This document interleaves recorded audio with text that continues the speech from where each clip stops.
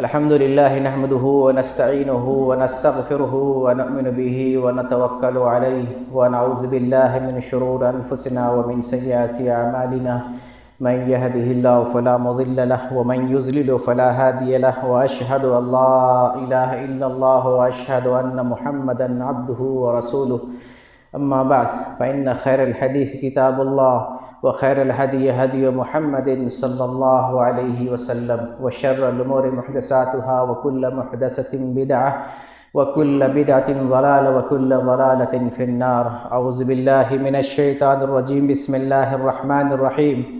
إن الذين يحبون أن تشيء الفاحشة في الذين آمنوا لهم عذاب أليم في الدنيا والآخرة والله يعلم وأنتم لا تعلمون. ہر قسم کی بڑائی اور کبریائی اللہ جل جلالہ کے لیے ہے، جو ہم سب کا خالق اور مالک ہے، جو اس زمین اور آسمان کو بنانے والا ہے. درود و سلام کا نزول ہو اللہ کے تمام رسولوں پر، بالخصوص حضرت محمد مصطفیٰ صلی اللہ علیہ وسلم پر. عزیزان ملت اسلامیہ، آج 11 فروری ہے. 3 دن کے بعد 14 فروری ہو جائے گا، اور 14 فروری کو عالمی طور پر ایک تہوار منایا جاتا ہے جس کو ویلنٹائن ڈے کہا جاتا ہے.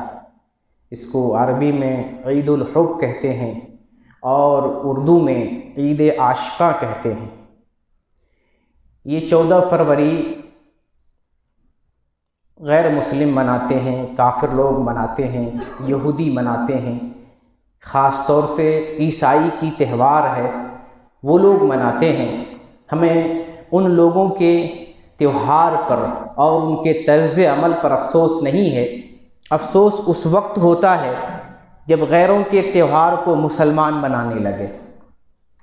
اور یہ صرف ایک تہوار کا نام ہے، حقیقت میں یہ بے حیائی ہے.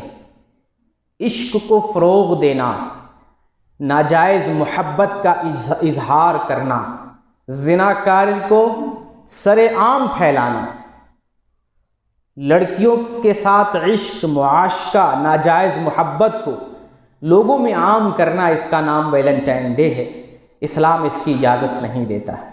اس لیے ہمیں اس بات پر افسوس ہے کہ مسلمان بھی اس عمل میں برابر کا شریک ہے، اور مسلمان بھی اس تہوار کو مناتا ہے اور بے حیائی کو فروغ دیتا ہے.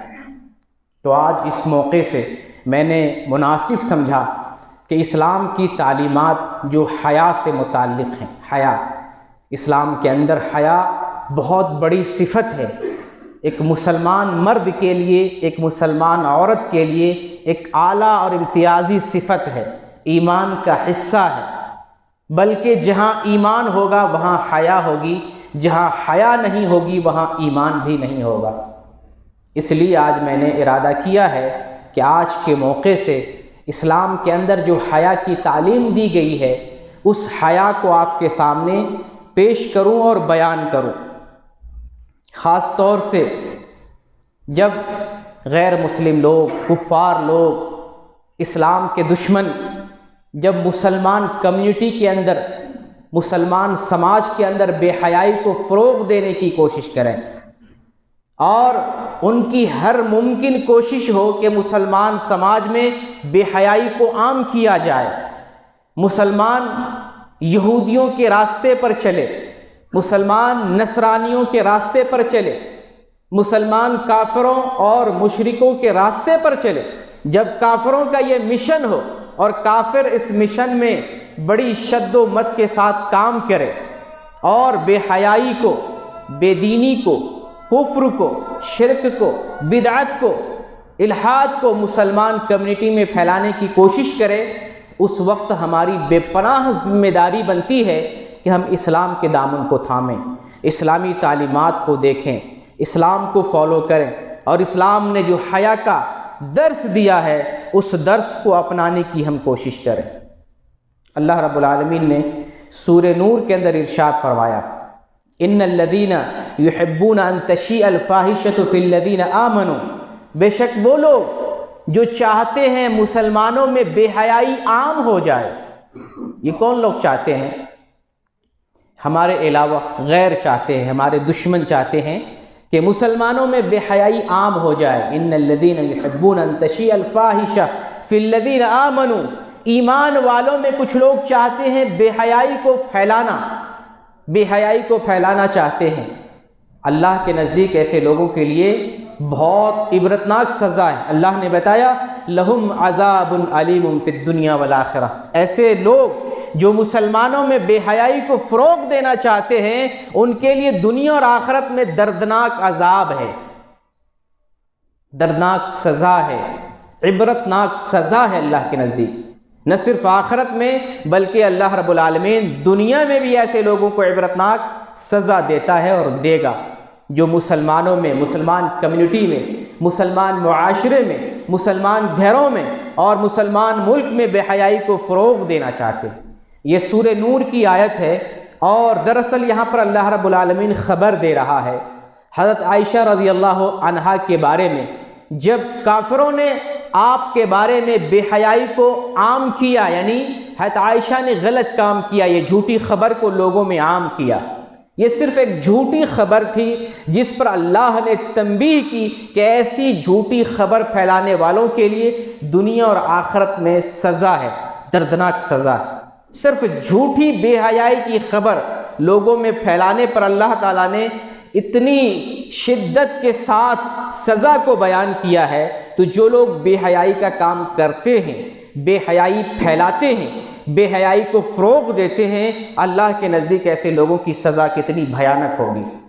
اس آیت کے پس منظر میں ہمیں سوچنے اور سمجھنے کی ضرورت ہے۔ حیا کو پہلے سمجھ لیں، حیا کیا چیز ہے؟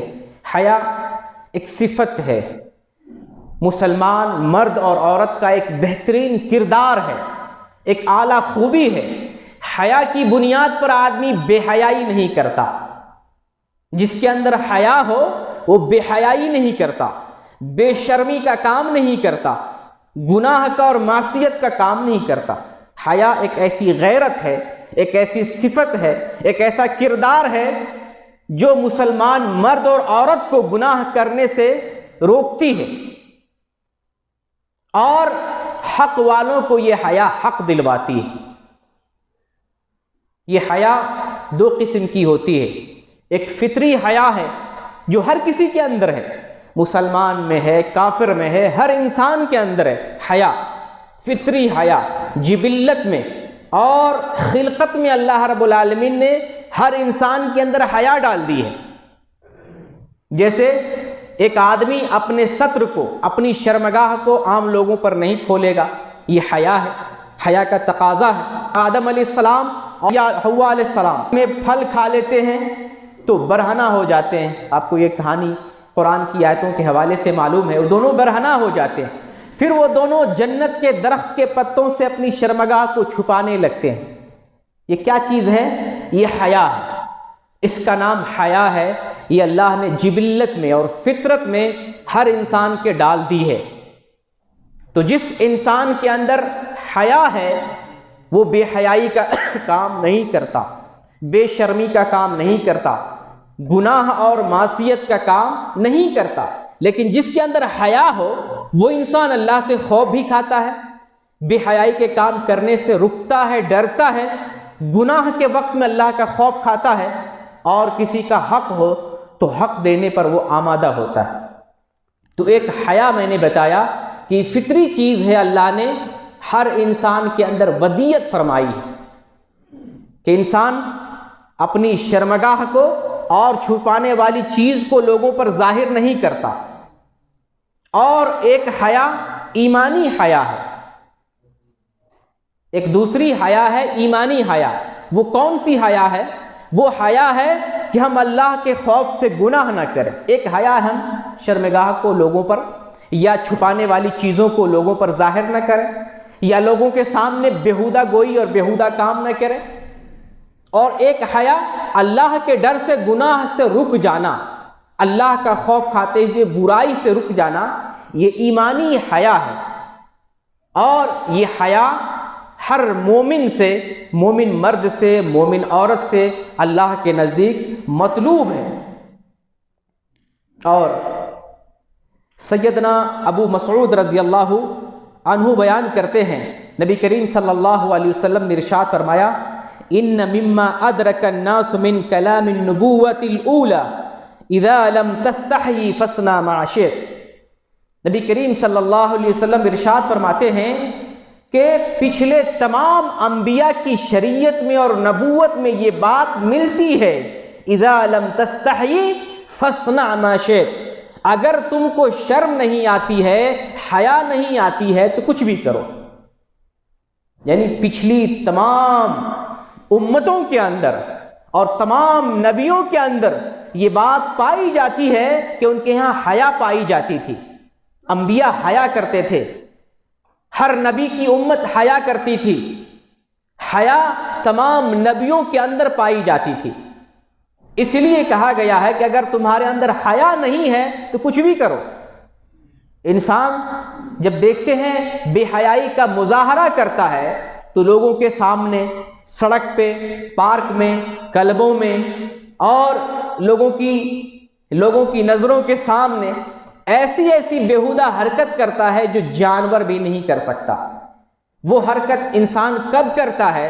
جب اس کے اندر سے حیا نکل جاتی ہے، جب اس کے اندر سے انسان کی اعلیٰ خوبی، انسان کا اعلیٰ کردار ختم ہو جاتا ہے تو بے حیائی کے درجے پر آ جاتا ہے، اور وہ پھر اس انسان میں اور جانور میں کوئی فرق نہیں رہتا۔ جیسے ایک جانور ننگا رہتا ہے، ہم دیکھتے ہیں ایک آدمی بھی ننگے پن کا اظہار کرتا ہے، ایک مرد کرتا ہے، ایک عورت کرتی ہے، اور ایک انسان، ایک جانور جس طریقے سے زندگی گزارتا ہے اسی طریقے سے ایک انسان بھی حیا ناپید ہونے کی وجہ سے اپنی زندگی گزارتا ہے۔ افسوس اس پر نہیں ہے کہ بے حیائی کا مظاہرہ غیر مسلم کرتے ہیں، بے حیائی کا مظاہرہ کفار کرتے ہیں، افسوس اس پر ہے کہ بے حیائی کا مظاہرہ مسلمان بھی کرتے ہیں۔ مختلف مناظر مسلمان گھر میں، مسلمان زندگی میں، مسلمان سوسائٹی میں ہمیں دیکھنے کو ملتے ہیں۔ آج مسلم عورتوں کے سر پر پردہ نہیں ہے، چہرے پر پردہ نہیں ہے، بدن صحیح سے ڈھکا ہوا نہیں ہوتا ہے۔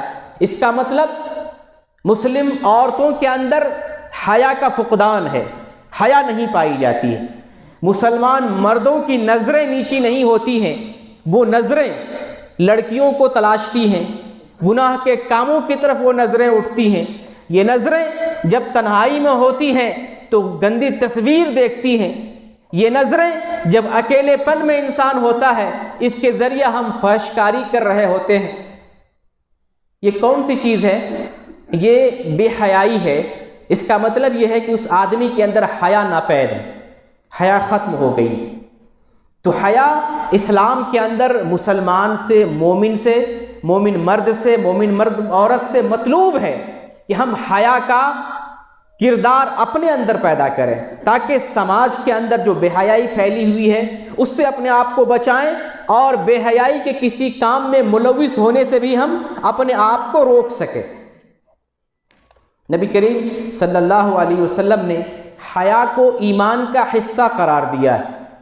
صحیح مسلم کے اندر حدیث ہے، نبی کریم صلی اللہ علیہ وسلم ارشاد فرماتے ہیں، الایمان بضع و سبعون شعبہ والحیاء شعبۃ من الایمان۔ ایمان کے 70 سے زیادہ کی شاخیں ہیں، ایمان کی شاخیں 70 سے زیادہ ہیں، اور حیا بھی ایمان کی شاخ میں سے ایک شاخ ہے۔ یعنی حیا ایمان کا حصہ ہے، جس کے اندر حیا ہے گویا کے اندر اس کے اندر ایمان ہے، اور جس کے اندر حیا نہیں ہے اس کے اندر ایمان نہیں پایا جاتا۔ اسی لیے عبداللہ ابن عمر رضی اللہ عنہما بیان کرتے ہیں، ان الحیا والایمان قرنا جميعا فاذا رفع احدهما رفع الاخر۔ ابن عمر رضی اللہ عنہما بیان کرتے ہیں کہ حیا اور ایمان دونوں ایک ساتھ ملا دیے گئے، حیا اور ایمان یہ دونوں ایک ساتھ ملا دیے گئے ہیں۔ ان دونوں میں سے کوئی ایک رخصت ہو جائے تو آپ سمجھ لیں کہ دونوں ختم ہو گیا۔ حیا اور ایمان دونوں ایک ہے۔ اگر حیا نکل جائے تو ایمان نہیں، ایمان نکل جائے تو حیا نہیں، دونوں میں سے ایک بھی رخصت ہو جائے تو آپ سمجھ لیں اس انسان کے اندر کچھ بھی نہیں۔ اگر حیا نہیں تو ایمان نہیں، اور ایمان نہیں تو حیا بھی نہیں، یہ دونوں لازم اور ملزوم ہیں۔ تو یہ جو حیا ہے ایک مومن سے، ایک مسلمان سے مطلوب ہے اپنی زندگی کے اندر ہم حیا لائیں۔ جیسے دیکھیں اسلام نے مومنوں کو گائیڈ کیا ہے، مسلمان مردوں کو حکم دیا ہے کہ جب آپ گھر سے نکلیں، سڑک پہ چلیں، اپنی نظروں کو نیچے کرتے ہوئے چلیں۔ اللہ نے عورتوں کو حکم دیا ہے کہ جب تم گھر سے نکلو تو دوپٹہ اوڑھ لیا کرو، اپنے چہرے کا پردہ کرو اور نظریں نیچی گاڑ کے چلو، راستے میں کنارے سے چلو اور پھر خوشبو لگا کر نہ چلو، کپڑا جو ہو بھڑکیلا نہ ہو، تنگ نہ ہو، کپڑا کشادہ ہو اور پورے بدن کا لباس، پورے بدن کو جو ہے ڈھانکنے والا، بھڑکیلا، جو انسان کو اپنی نظر کھینچے ایسا لباس عورت نہ لگائے۔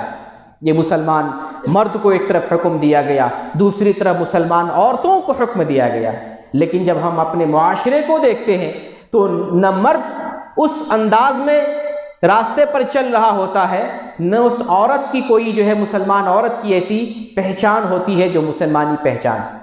ہم نبی کریم صلی اللہ علیہ وسلم کی سیرت پر چلنے والے ہیں، آپ سے محبت کرنے والے ہیں۔ محمد رسول اللہ ہمارے لیے آئیڈیل اور نمونہ ہے۔ اللہ تعالیٰ نے قرآن میں ارشاد فرمایا لَقَدْ كَانَ لَكُمْ فِي رَسُولِ اللَّهِ أُسْوَةٌ حَسَنَةٌ، بے شک تمہارے لیے محمد رسول اللہ صلی اللہ علیہ وسلم کی زندگی میں بہترین اسوہ، ہمارے اسوہ، ہمارے رہبر، ہمارے آئیڈیل محمد صلی اللہ علیہ وسلم ہے۔ محمد صلی اللہ علیہ وسلم کی حیا دیکھتے ہیں، چنانچہ آپ صلی اللہ علیہ وسلم کی حیا کے بارے میں بیان کیا جاتا ہے کہ آپ ابو سعید خدری رضی اللہ تعالیٰ عنہ بیان کرتے ہیں کان النبی صلی اللہ علیہ وسلم اشد حیاء من العذراء فی خدرها، صحیح بخاری کی حدیث ہے، نبی کریم صلی اللہ علیہ وسلم کنواری دوشیزہ عورت سے بھی زیادہ شرمیلے اور حیادار تھے۔ ایک دوشیزہ عورت جتنی حیادار ہوتی ہے، شرمیلی ہوتی ہے، اس سے کہیں زیادہ ہمارے نبی محمد صلی اللہ علیہ وسلم شرمیلے تھے۔ تو ہمارے اسوہ محمد صلی اللہ علیہ وسلم ہیں، ہم آپ کو دیکھ کر اسی طریقے سے اپنے اندر حیا پیدا کریں گے، اپنے اندر غیرت پیدا کریں گے، اپنے اندر اس حیا کی صفت کو پیدا کرنے کی کوشش کریں گے۔ اور جو مسلمان بہن ہے، مسلمان عورت ہے، اس کو وہ واقعہ یاد آنا چاہیے جب موسیٰ علیہ السلام نے دو لڑکی کے جانور کو پانی پلایا۔ شعیب علیہ السلام کی دو بیٹیاں کنویں پر پانی پلانے کے لیے آتی ہیں، موسیٰ علیہ السلام کمزور دیکھتی ہیں ان بچیوں کو تو بڑھ کر ان کے جانور کو پانی پلا دیتے ہیں۔ جب یہ لڑکی گھر جاتی ہے، سویرے پہنچ جاتی ہے، باپ پوچھتے ہیں کہ کیا بات ہے تم آج بہت سویرے اپنے جانور کو پانی پلا کر چلی آئی ہو؟ تو عورت ذکر کرتی ہے کہ ایک آدمی ملا تھا، نوجوان تھا، امانت دار تھا، طاقتور تھا، اس نے میری مدد کی ہے اور جانور کو پانی پلا دیا ہے۔ باپ نے کہا جاؤ، اتنا امانت دار ہے، اتنا بہترین اور طاقتور ہے، اس نوجوان کو بلا کر لاؤ میرے پاس، میں اسے انعام دینا چاہتا ہوں۔ چنانچہ اللہ رب العالمین نے سورہ قصص کے اندر آیت نمبر 25 میں اس عورت کا ذکر کیا ہے اور اس کی حیا کی تعریف کی ہے۔ مسلمان عورت کو اس حیا کا پرتیک اور اس حیا کی علامت اور نشانی بننی چاہیے کہ اللہ رب العالمین ارشاد فرماتا ہے ان دونوں بہنوں میں سے ایک بہن موسیٰ علیہ السلام کے پاس آتی ہے اور بہت حیا کے ساتھ آتی ہے، انتہائی شدید حیا کے ساتھ وہ لڑکی، ان میں سے ایک لڑکی موسیٰ علیہ السلام کے پاس آتی ہے اور موسیٰ سے کہتی ہے اے موسیٰ، میرے والد آپ کو بلا رہے ہیں، میرے والد نے آپ کو بلایا ہے تاکہ آپ نے مجھے جو میرے جانور کو پانی پلایا ہے، میرے والد آپ کو انعام دینا چاہتے ہیں، آپ کو بدلہ دینا چاہتے ہیں۔ تو اس عورت کے اندر جو حیا تھی، جس کی تعریف اللہ نے کی ہے، مسلمان عورت کے اندر وہ حیا ہونی چاہیے۔ اور جانتے ہیں جب موسیٰ علیہ السلام اس لڑکی کے ساتھ جا رہے تھے تو موسیٰ علیہ السلام آگے آگے چل رہے تھے اور لڑکیوں کو کہا تم پیچھے چلو، کہیں ایسا نہ ہو نظر لڑکی پہ پڑ جائے، جسم پہ پڑ جائے، ہاتھ پہ پڑ جائے اور اس چیز کو دیکھ لے جس کو اللہ تعالیٰ نے دیکھنے سے منع کیا ہے۔ یہ ہے غیرت اور یہ ہے موسیٰ علیہ السلام کی حیا۔